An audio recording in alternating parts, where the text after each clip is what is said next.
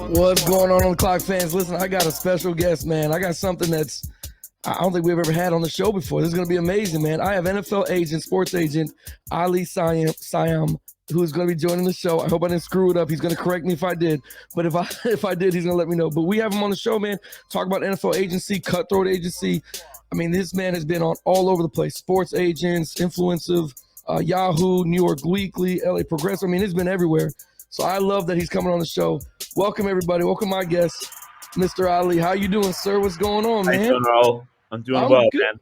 Yourself? I'm good, man. How are you doing all the way in Cali, man? What's going on over there? Everything's good out here, man. Everything's good. How's everything out there in Florida? Oh, it's good, man. I mean, everybody else is in a pandemic except Florida. We're not in a pandemic. We've been open since the pandemic.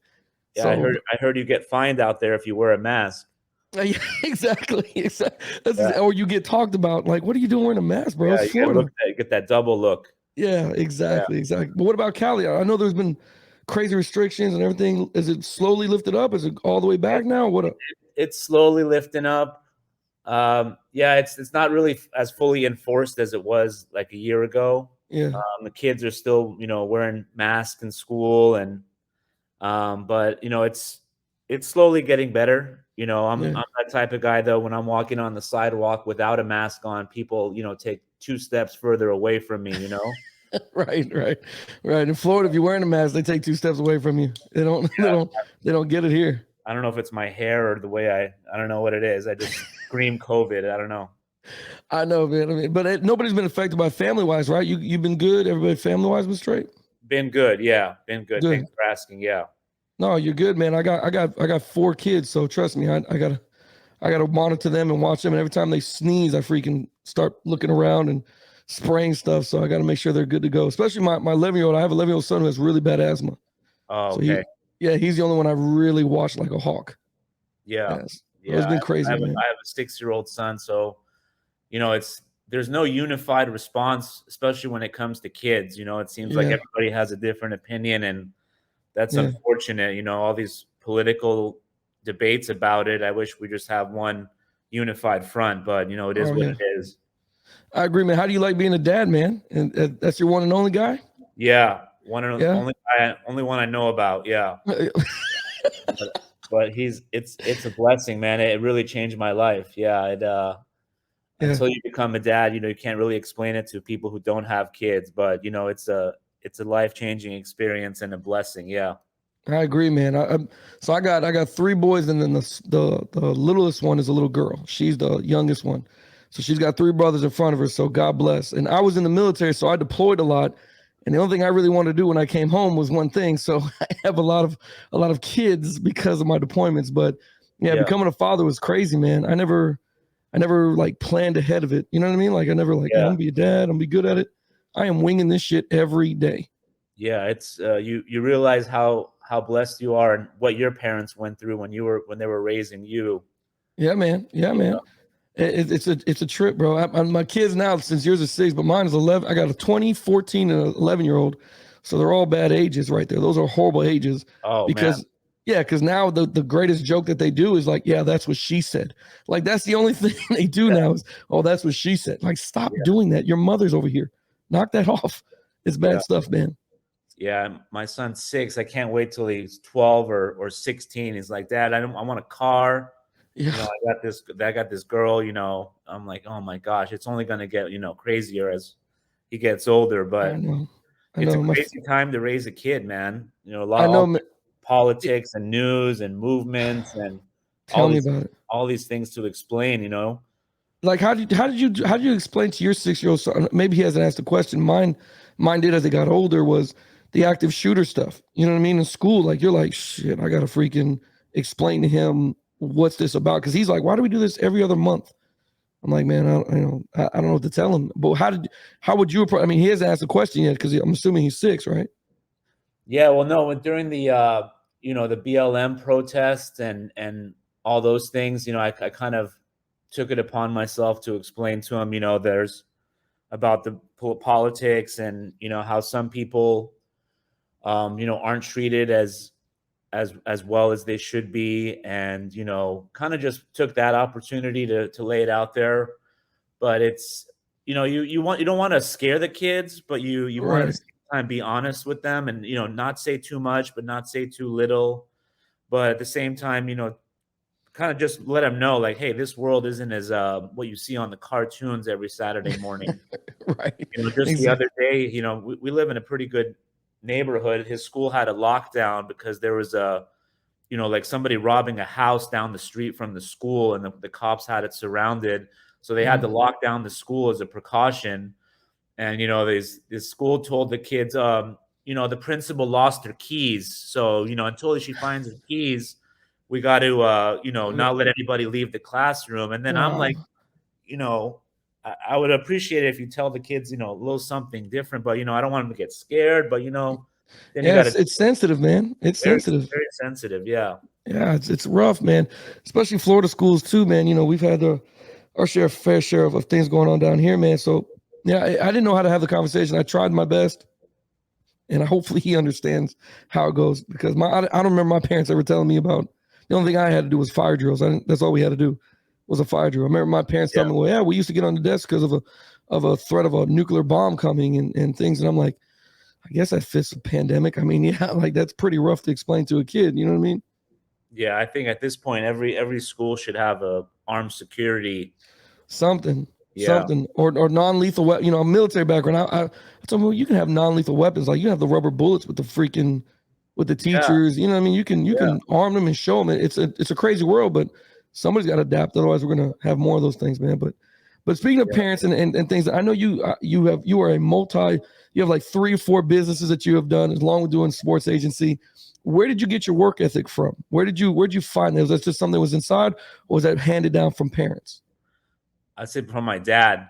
My Yeah. dad, my dad immigrated here in the late '70s from Iran, Hmm. and he didn't speak one word of English. He was working 18-hour shifts in a gas station during the Iran hostage situation Wow. in San Francisco. And as soon as people found out he was Iranian, there was a couple bars across the street. They would just come over to the gas station and urinate all over the place, make Wow. make him clean it up, humiliate him, Jesus. things like that. And my dad went from that to developing a lot of commercial properties. Now our family business has about 12 properties across the country. We Wow. also own a chain of car washes. So just seeing him, how he handled himself from nothing to growing in the world, really was a perfect example of how you lead by example for your kids, how you don't make excuses, Right. how you grind every day. And a lot of people just want handouts these days, and especially these days, they're not willing to put the time and put the work into it. Yeah. So and I also learned how to treat people with respect. Yeah. Whether they're a custodian or they drive a Rolls Royce, I treat everybody the same, and I teach my son to do that as well. So Yeah. we live in a condo. My son knows everybody by name. That's We, good. we do holiday parties for them. We treat everybody with respect, no matter what race, religion, and just kind of embody that peace and togetherness that this world needs. I agree with you. I've always said, man, there's always 2 things that bring people together. And that's music and sports. Like those, for whatever Yeah, reason, just have that natural, I guess, vibe or spiritual that it just brings people together. Doesn't matter where you're from, doesn't matter what race you are, but if you love music, you love sports, you can high five anybody or sing with anybody or dance with anybody. You know what I mean? And that's what we yeah, need more right now. Yeah. yeah, and that's why I got into sports as a kid, and now, because it taught you that work ethic and that responsibility. Yeah. I played college golf, but I played every sport when I was a kid. I eventually somehow got into being a competitive golfer. Yeah. So just, forcing yourself to practice every day, go to the gym every day, and then you take that work ethic and lessons into everyday life. Right. And you push And on through. Yeah. I see that in sports and my clients and the industry. Sports. It didn't used to be political. No. Neither did music, but no. And unfortunately, it's now a lot of people associate politics with it, and it's kind of, it was divisive. I felt, but it's gotten better now. But yeah, during the pandemic and lockdown, if I didn't have sports, I might have gone mad. You know.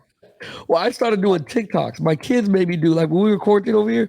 I Uh got huh. heavy into doing TikToks for whatever reason, and I haven't been able to stop yet. I don't know why I keep going back to doing TikToks, but Yeah. I got like 1,000. I'm never gonna blow up. I'm never gonna be. I just find it funny myself. Like I find it hilarious to do them. I don't know why. I still I do it know. with my Yeah, kids. that TikTok blew up during the lockdown. Yeah, that, Oh that yeah. that's highly entertaining. Yeah. Oh yeah. Just to Absolutely. have that outlet, man, whether it's sports or TikTok or music, especially when it comes to mental health and kids, Yeah. just being able to express yourself and have that outlet to have creativity and get those frustrations out, Yeah. I think is a big thing to press to, especially to kids these days. It's okay to get flustered, and but what are you going to do with it? And going back to those school shootings and these kids, it all goes back to the parents, Yeah. kind of just shoving their kids' problem underneath the carpet, Yeah. ignoring it, not giving them the time when they needed the time and the attention. Yeah. And look what happens at the end of the day, and whenever those things happen, you always say like those parents, Yeah. those, Yeah. Where were yeah, they? Yeah. where were they? Yeah. Yeah, exactly, man. Let me ask you. You mentioned you got into sports. I know you do golf. I can't do golf. Like I played football. I played baseball. I played soccer. I can never. I've gone with buddies of mine that want me to go with them. The only good thing I'm good at is bringing the beer and drinking it. I cannot Yeah. hit that ball for whatever reason. What got you into sports as far as golf? What pushed you that way, and pursuing it in college? Yeah. Well, I was a competitive hockey player in my early teens, playing ice Oh, hockey. really? Yeah. Yeah, and the rink that was closest to our house went out of business. Mm, So that kind of, and there wasn't a rink within 45 miles of us. So as soon as that closed, the hockey teams couldn't practice. We couldn't extend our careers. So it right. was kind of frustrating. And the only time we could practice in LA with the busyness of the only rinks was like 3 or 4 in the morning. So now they closed the rink, and what's our availability? So Wow. everybody got frustrated. So eventually, one day I ended up at the driving range. I just on one of those. Let's go mess around at the driving range. Yeah. See how And I far we can hit started, it, right? yeah, and I was hitting it amazing. And this instructor, he comes up to me. He's like, "Man, how often do you play? You're pretty good. I haven't seen you around here." And I'm like, "This is actually my first time I've ever been to the range." He goes, "Shut up. Can I work with you? Let me be your teacher." Yeah. And that was like at age 14. So eventually, I just transferred right into golf. Right. Had a decent junior career, and eventually ended up in the college ranks. But yeah, man, it's a total patience test, Oh, I know. I and know. you got to be like mentally strong, because golf, it's an individual sport. You can't call timeout. Yeah. You can't pass the rock to somebody when you're not playing well. Right. There's no substitutions. So you just gotta you're sitting there on this big field for 4 or 5 hours, and like, you hit a bad shot, you gotta regroup right away. Yeah. And you start off the round horribly, you gotta be able to bounce back real fast. I know, So man. yeah. I can't do. I mean, it's you're hitting all the points right. I am more like Happy Gilmore, where I'm just grabbing the ball, and I'm like throwing it, or yelling it. Don't you want to go home? Go to your home, ball. Like Yeah. I have no patience when it came to that sport, man. So how far did you go? How far was it? I know you said semi-pro, but like, were you almost gonna click into be professional in the golf and try to hit Yeah, the PGA? I won a couple pro tournaments as an amateur. I Nice. was playing semi-pro as I was in graduate school at Pepperdine, but at the end of the day, I just couldn't hit the ball far enough, man. Really? Yeah, I think I was really good putting and chipping, but I never had that the distance to compete with the new age guys. What was the Nowadays, distance at that time? What was it like? Is it like 400 or 500 yards? What is it? Something crazy? but no, like I was driving it like 270, 275. But Yeah, these guys nowadays, they're hitting it 320. Mm-hmm. and the courses are completely designed different to, you got to be able to hit it longer. And I just, I felt like it was just the time to pursue something different, but as far as networking and business, and just having fun with friends, there's nothing better than golf. And I've done more business deals on the golf course, Yeah. with clients or Contracts. prospective clients. Yeah. And, Yeah. I was reading something in Forbes back then. A lot of 500 corporation deals are done on golf courses, You're right. and it's an amazing sport for networking and just getting outside. Yeah. I gotta try it. I gotta get back. I mean, Yeah. I've got two friends, George Martinez and Brian Hollister, them two good buddies, man. They go all the time. They invite me all the time, but I'm like, bro, I'll drive the cart. Like I'll drive the cart. I'll crack the jokes. I'll drink some of the beer, but I don't want to club nothing. I don't hit nothing. It gets me frustrated. I love hanging out, but I don't want to be frustrated all night. I've, I'll be the guy being silly. I'll be that guy. I've played with the most successful business people, who are like rock solid, calm, Yeah.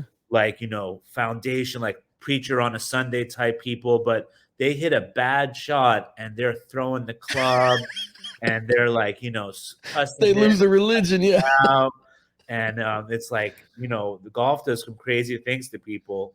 Yeah. It's And frustrating, man. a wise man also once told me, golf is the only excuse you have to get away from your wife for five hours. So don't teach your wife ever how to play golf. But Wow. But who, if you don't mind me, who was the one that told you that? his name was Roger Burlage. He was like the one of the founders of New Line Cinema. Yeah. He was a big time movie company producer. I believe that was the company. I know he had a different company, but yeah, he was a member of my club. And yeah, he looked me right in the eyes like, "Don't you ever teach your wife how to play golf?" I'm like, But "All it's right, so true yeah, though. Like he's like he's hitting 1,000 on that one. That's a yeah, true yeah." statement. That's Let me ask knowledge. you this: for driving driving the golf ball, when you say 270, 275, do you contribute it to form or maybe the clubs that were designed back in the day? Because if you look at some of these clubs now, I Yeah, mean, from what I see commercial wise, I'm like, okay, this thing apparently drives this thing 1,000 yards. Like, yeah. do you think it might have been that, or is it more form? I think it's muscle, form, and Yeah. technology. It was a combination of the three. Back then I did not have the most ideal technique, and Okay. I don't want to say I'm a wimp or anything, but I wasn't transferring my weight into the ball as well as you should, and I Mhm. was losing a little distance because I wasn't coming in at the proper angle. Right. But it's a combination of the three: form, technology, and just strength. Right. So you must look like an all-star when you go with the clients, though, right? Like you must be looking like, Yeah, yeah.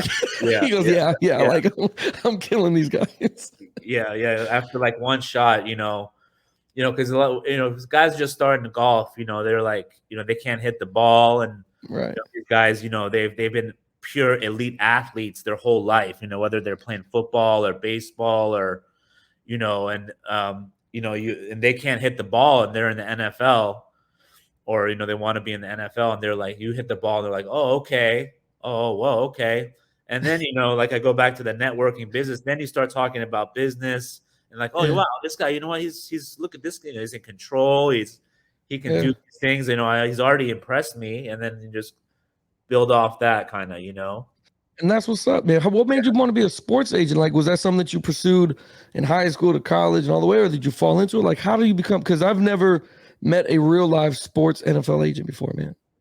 Yeah, it was like kind of always my backup plan if I couldn't be a pro athlete. I'm like, what's the next best thing possible? Right. Be behind the scenes, and I always had a knack for sports, business, and negotiating. Nice. So kind of put it all together. That was my thing, and I the reason I went to grad school. You have to have either a master's degree or law degree to even start the process of becoming a NFL or NBA agent. I don't know. Hmm. I'm not sure about the other sports, but Right. that was the only reason really I went to grad school, is to have that so I can pursue that if necessary. And I went and took the test, You got to go to a couple seminars and take the test. Mm, And that was in 2013. And I just wanted to use my passion for sports and business and trying to help out kids. And another thing was, I wanted to be a role model and mentor to kids too, because I realized that a lot of these kids come from traumatic childhoods and yeah, backgrounds. Not all of them have the two parent solid foundations.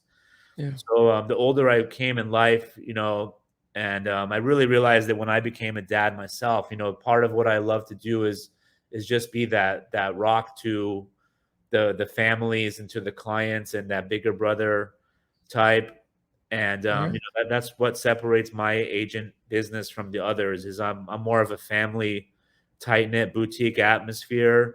right, I'm not this. I do everything on myself. A lot of these big agencies, they sign the kid, they treat them like investments, and then yeah. put another book on the bookshelf, another brother, and then a year or two after they get their money, they just disappear. Whereas I'm the opposite. I'm more involved in the aspects of their day to day life.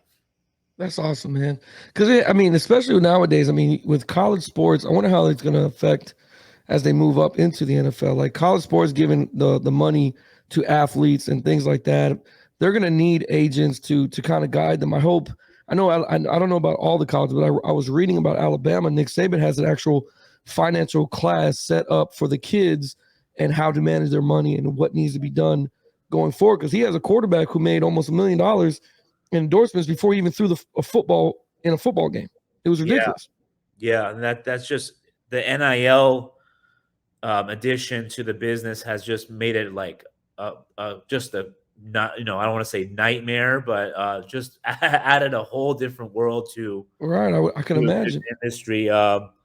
So nowadays, college kids, they're getting swooped. Just one for the NIL marketing Mm, people, as well as agents who just want to be their agent, and then there's people who want to do both. right. So, it's kind of like a backdoor way of giving the kids money early on to kind of secure them when they turn professional. Yeah.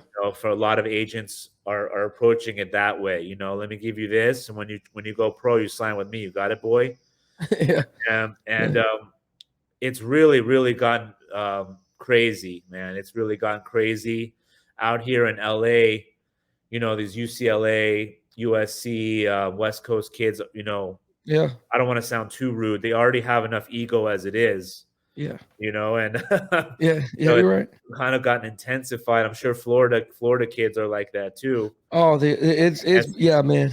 These guys are getting money out the buku, and I don't know, man. I just think like I wonder what if like in your opinion, what should a kid be looking for? Like if like you said, I would want to gravitate more to an agent like yourself that's family oriented, make sure that I'm going to be taken care of. Like especially if I'm a father and I have a 19-year-old son, 20-year-old son who's a 4-star, 5-star recruit, and he's going to college, and now all these people want attention from him or try to buy his name or use his likeness.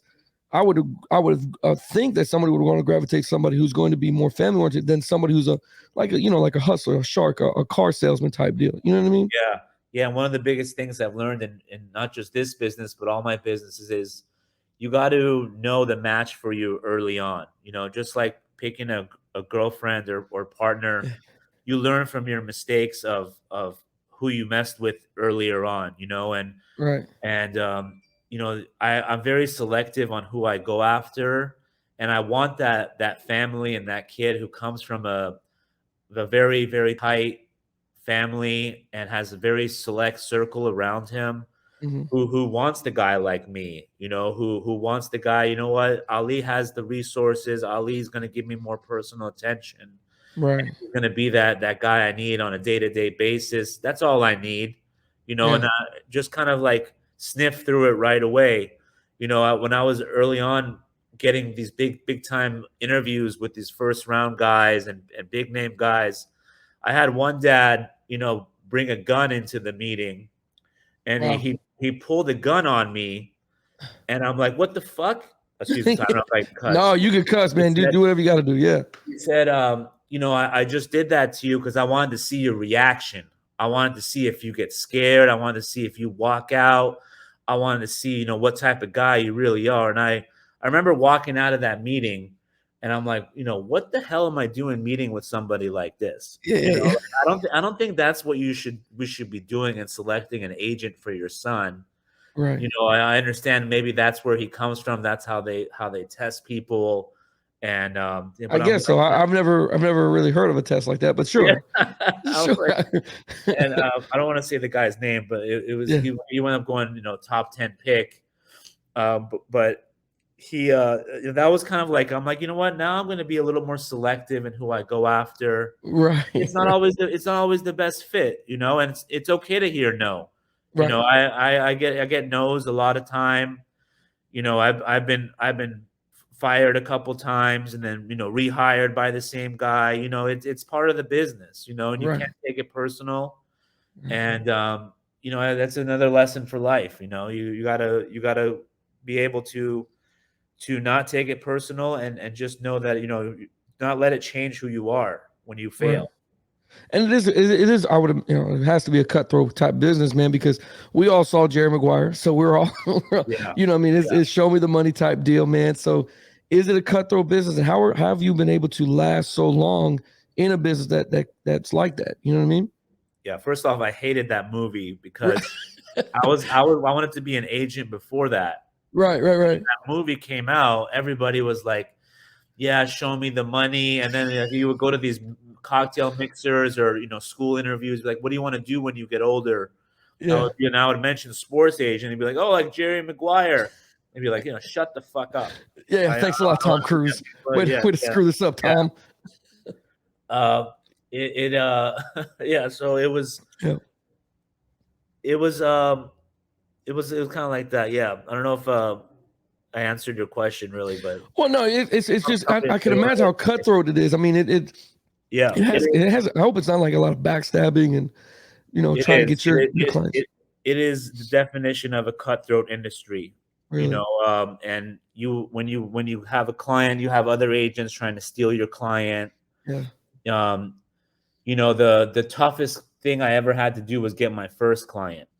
Yeah. And I'm a USC alum, and I got certified in 2013. And my first client actually was I did get a client my first year. It was an undrafted free agent out of a Division III school in Tennessee.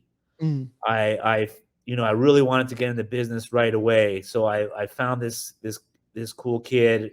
Ended up as an undrafted free agent for the Colts for a couple seasons. Didn't make it, but my first big client was a 6th-round pick out of USC, Kevon Seymour, and I fought so hard to get him, and right. he's on the Ravens right now. But he has an amazing life story. When he was at the NFL Combine, they found out he played all of college football blind in one eye, Whoa. and then he was on the Panthers, and they cut him, claiming he was healthy, but he had a very severe wrist injury. I ended up kind of what the NFL equivalent was of suing the Panthers for Wow. a year-long process to get him his money. Um, I Wow. went through all these things with him, and he ended up referring me to what I would categorize as my biggest client right now, who's the starting DN on the Chargers, Uchenna Nwosu, who is from USC. Right. Most of my clients are USC or UCLA guys. Right.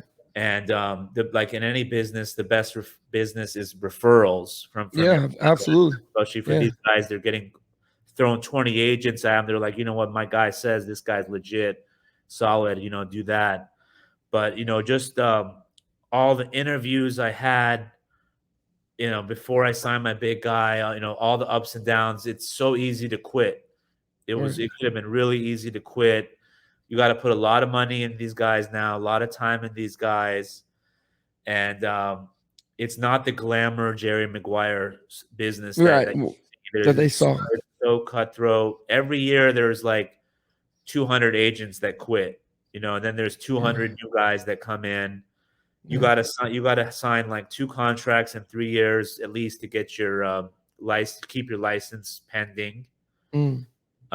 You gotta pay fees and things, and nowadays the NFLPA isn't the most supportive and loving for agents. I heard back in the day they could charge up to 5% commission. Now it's 3% max. They recommend 1.5%. So you don't make your money back until after year 2, depending on how much Wow. these guys for training. Nowadays these pre-draft training guys want so much money to get the guys ready, Yeah. and you have these big agencies throwing money at these kids left and right. Yeah. But I want the guy who wants that everyday personal attention guy who has the good support circle around him, to tell him, what, dude, this guy is way different than the other guys. I love when they bring like the grandma or grandpa Yeah. in meetings. Right. That to me is a good sign of a family. The bullshit sniffer, as I call them. Yeah. Yeah. Absolutely. Absolutely. Yeah, and I've been interviewing kids the whole year, and the mom or dad is taking money from an agent that they don't know about, and Oh or wow. I've been recruiting parents the whole year saying they're handling the process, but Right. the whole time this kid's been taking money from an agent and the parents don't know about it. Wow. And then I've been interviewing kids and parents at the same time, recruiting them, and then the uncle has been taking big money from an agent that none of them know about. And then when Jesus. the kid wants to sign with an agent, the agent threatens the uncle, "Hey, you better have that kid sign, or else I'm going to come after you." Yeah, and then they feel like they got to go over that way. Yeah. Yeah, and they put Man. pressure, and yeah, I've seen everything in this industry. It's very cutthroat. How do you balance? A cutthroat industry, being there for the kids and sports agents, and being a father and parenting? Like how that? I mean, I don't even have that kind of crazy of a life. Like I go to work, I do the podcast on the side. I coach youth football. I coach high school football. Nice. Yeah, but I balance it, because I got into football because obviously my boys. I played, but I never wanted to coach, and then it kind of just stumbled in there. But I balance it terribly. I don't do a great job of it. I try to do a little bit of both. But how do you do it in your industry? Yeah, you have to really take a deep look at yourself in the mirror. Yeah. In this industry, and then when you become a father, and you got to just say, like, listen, no matter what dollar amount comes about, I'm fortunate enough where I have other real estate businesses where I'm not as financially dependent Right. on this business. I'm up and coming and getting bigger every year, and I am competitive, but I told myself I'm not going to let myself sway for this or for that and create problems and chaos for my mental health, and Right. let that drift to my kid and my family just to get this big name guy. Right. And you have to know I'm not going to sell myself out and be a bad example for myself, and get myself out of my shoes to do one thing or chase somebody. Right. Right. And That makes sense. yeah, you gotta really take a deep look at yourself in the mirror and know that foundation of yourself. Because in the beginning, I was more scattered. I was desperate and trying to get up and doing things that I wouldn't normally do, meeting places and people I normally wouldn't do. Right. You have all these, runner goons coming up to you, calling you like, "Hey, man, I can get you this guy. I can get you this guy. Right. Fly me out to here. Yeah, let meet me at Ruth Mastro's. 6 o'clock. I was, and I'm not doing that stuff anymore. Right. Right. I'm very selective on who I want to work with, and yeah, you gotta be rock solid, man. Because once you take a step out of that danger into that danger zone, who knows where you might step next. No, you're right, and you never know what uncle or what cousin's gonna try to come get you. You know what I'm saying? Yeah. That's I don't know. I don't know if I could be an agent, because there's some contracts that I look at TV and I'm watching ESPN and I'm thinking to myself, like, Jesus, that's a hell of a contract. How do you negotiate that? Is there any contract that you ever seen or been a part of that you're like, hey man, wow, we got that one, or damn, how did he get that one? Like Patrick Mahomes' contract to me is the one that stands out. You're like, $500 million, like.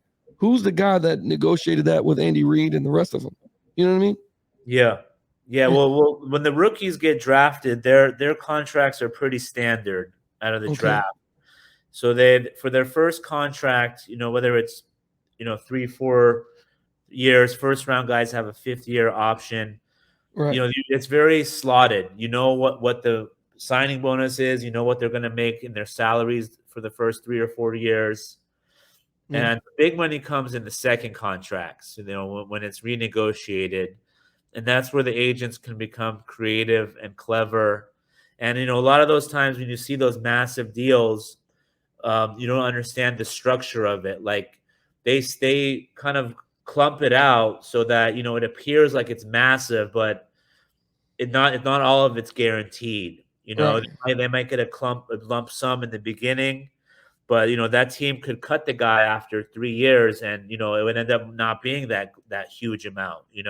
Right. There's various roster bonuses if he's on the roster at this certain time of the year, then he gets another bonus. Yeah. So it's kind of deceptive how they structure it, Yeah. but yeah, you do get creative. Not so much in the NFL as like the NBA, and Yeah. Those guys' contracts are. yeah, like NBA contracts are uh, unbelievable. Like I'm watching like Steph Curry's brother. I'm like, what is Seth Curry making? Like what the hell? Like and then like like the seventh guy on the Lakers. He's making Right. so much money. Yeah. And they're same with baseball. It's more That's another one. Yeah. yeah, and the one critique I have of the NFL is, the Players Association doesn't really, fight for those guaranteed bigger contracts. Be granted, there is like 53 guys on this team is more than Right. the other sports. I understand that, but the average career of an NFL guy is like 3 years. Yeah. And there is these guys are putting their body on the line way Right. more than other sports, but they're not getting that guaranteed money that I feel that they should. Right. Um, and yeah, so now for example, I have 2 guys this year who are in the last year of their contracts. So Mm. I'm starting to research, their positions and what recent contracts have been done for guys at their position and And try to match it. Right. their playing time. And yeah, trying to up it if anything, and just kind of, like you analyze the industry and the market Right. trends, and you Yeah. kind of see like what have these teams done for similar players. And so when I go to the negotiating table, I know, and then you analyze the team they're currently on, what they've offered in the past, if they're cheap, if they're handout, how they are with the salary cap, how much money they have to spend. So Yeah, when because these damn Bucks here, the Bucks over here, man, they I don't mean to interrupt you, sir. They just have like so many reconstructed contracts. I joke with my buddy Reggie. He is a huge Tampa Bay fan. He loves them to death. But I'm like, look, man, either somebody's selling cocaine out here, the Tampa Bay Harbor. Like, how in the hell do you get all 22 back? You don't lose anything. Like, what is going on in Tampa to do that? But again, like you said, being creative and finding different ways to do it. I just couldn't imagine like who's negotiating 22 different players because I'm assuming they have 22 different agents. Maybe 3 or 4 have the same guy, maybe. But like to reconstruct 22 different contracts to come back because, like you mentioned, the NFL PA they don't. I don't know. In my opinion, I don't know about yours, but in my opinion, the NFL doesn't cater that much to players. They don't do that much. The NBA does. The baseball does a little bit.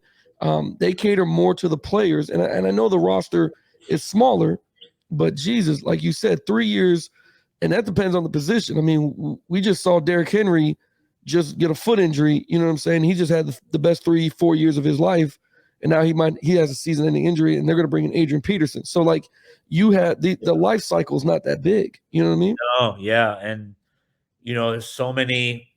Yeah, every team has a contract guy who's their Yeah. number cruncher, and it's better for them if they have one agent with multiple guys on the team. So if they needed to do that, when they restructure those things, they can either, give the guy more of a signing bonus or clump up front if they have money to spend, and then decrease his base salary as, year to year, or vice versa, and to open up more money either now or later if they have a guy whose contract is going to expire later, Right. so they got to be able to get creative on a spot of a dime to be able to make a move. A free agent comes up, they don't have money to sign them. They either got to cut somebody or ask their big shot, hey, how about we restructure your deal?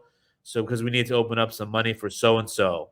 And Right. then you hear sometimes the guy's not playing well. They're like, hey, you need to take a pay cut, or we're gonna just let you go because we don't have that much money to guarantee you after, and they kind of give it to them like that. True. So it's very, very it's part of the business. You got to get creative.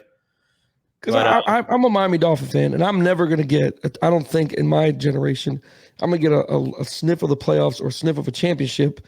But we don't go all in on contracts like all these other guys do. So when you say there's a number cruncher, that guy must be out to lunch for the Dolphins because we're not finding people crunching numbers to continue to bring in talent. And then it goes into another avenue of that part. But Yeah. I can't imagine. Do you have to contact that number cruncher? Like, who do you speak to directly as an NFL agent for your client? Is it the owner directly? Is it the coach or I that think, number cruncher? well, first off, I think if they do more cocaine testing and curfews in Miami, you guys might have a little. We might get something. Yeah, you're right about that. I'll give you that. It's tough to have whenever my clients go to a team, I'm like, go to I pray they go to Indy or Philly or somewhere Yeah. where they can just focus on football. Oh, I agree. I agree because going to Miami, there's Not to insult those cities, but there's sports no. towns, and there's not as much crazy of a nightlife. No, but, you're right. I would imagine like if I'm a college player, I'm like, God, I wish I get when Tom Brady was there, but like I wish I get drafted by the Patriots, or I wish I get drafted by the Packers or the Steelers because they keep you for longevity. Like they're in it for the long haul. They're not just trying to keep you 3-4 years and kick you out. You know what I mean? They're in it for the long haul. So I can imagine that. Yeah. Yeah. So when the guy is drafted or signed, the depending if he's how big of a draft pick he is, the contract guy will reach out to you. You'll do the deal, and I always like to keep in touch with them as they go on, especially now when I have the two guys in contract years. I'm when I go to games, I always hit those guys up to get the sideline passes and just check in every now and then. If my guy gets a big sack, I might see like, hey, I hope you enjoyed watching that yesterday. So on. So you just keep a good relationship. Yeah. And whenever they make a deal on their team, you want to stay attuned to what they're doing and kind of look at the detail of the contract and the deal, and to see what they're doing, so that when it comes to your turn, you know what they're thinking and what their trends are. Right. Do you have to do a lot of social media tracking on the USC, UCLA kids too, going into the NFL because it can hurt them, right? It can hurt their contracts. Yeah. Do you have to do a lot of watching their social media, right? I follow them. Yeah, I'll follow them, and if I'm recruiting guys, they follow me. So got a lot of tracking, and you're very, very right to the point. Like a lot of teams have what do you call it, spy social media guys who are checking out these guys. I'll give you an example. I have one West Coast scout friend who I can't tell him. He's very, very good scout, and he follows all the USC guys. Yeah.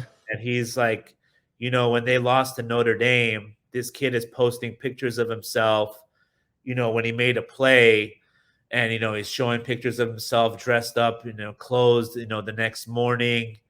And I'm like, that's not the type of guy we want, to be posting, videos and pictures of himself after they got smoked, and he made one play in the game, one play in the season. Now he thinks he's somebody. I'm just going to scratch this guy off my list, man. Right. Like, yeah. Because I got high school kids that they don't listen. I try telling them, like, listen, man, in a lower form of it, like don't do anything crazy on social media because your colleges are watching. If they're going to recruit you, they're going to watch you. I had a wide receiver who was supposed to go to Georgia Tech. He was very high on their list. He does one crazy thing on social media, and they're like, "Yeah, we don't want him no more. Thanks." And I'm like, "You gonna tell him that?" He's like, "No, you tell him." Oh, Yeah. thanks, man. And Yeah. they blew it. You know what I mean? You should never be posting videos of you drinking or smoking or Yeah. doing anything like that Yeah. on social media. Or for that, another thing I hate is when the guys are driving and you know, showing them going 100 miles an hour, videoing themselves. You know, Right. that's I don't know how I don't know. I know that's kind of edgy, but I don't think the teams, you know, would like that. You know, you No. gotta just think. I have that 5-second rule. Before I hit send or before I post something, I kind of like rewind it, like, you know. Should I put this out there? Yeah, Yeah. Yeah. yeah. Because once it's out there, it's out there. There's nothing else they can do. I can't remember what draft it was. I remember watching, oh God, I The can't remember Miami the game. guy, or no, the lineman with the bong. Yeah. Yeah. Yeah. And I'm with the gas bag. Like, hey, Tunsil, man, yeah, Laramie Tunsil, yeah. that's what it was. I was like, Jesus, what are you doing, buddy? Like, why? Why do this? Yeah, you know how that got released is Mm. because he was supposed to sign with one marketing agency, and he kind of did them wrong at the last second Wow. when they had when they thought they had him.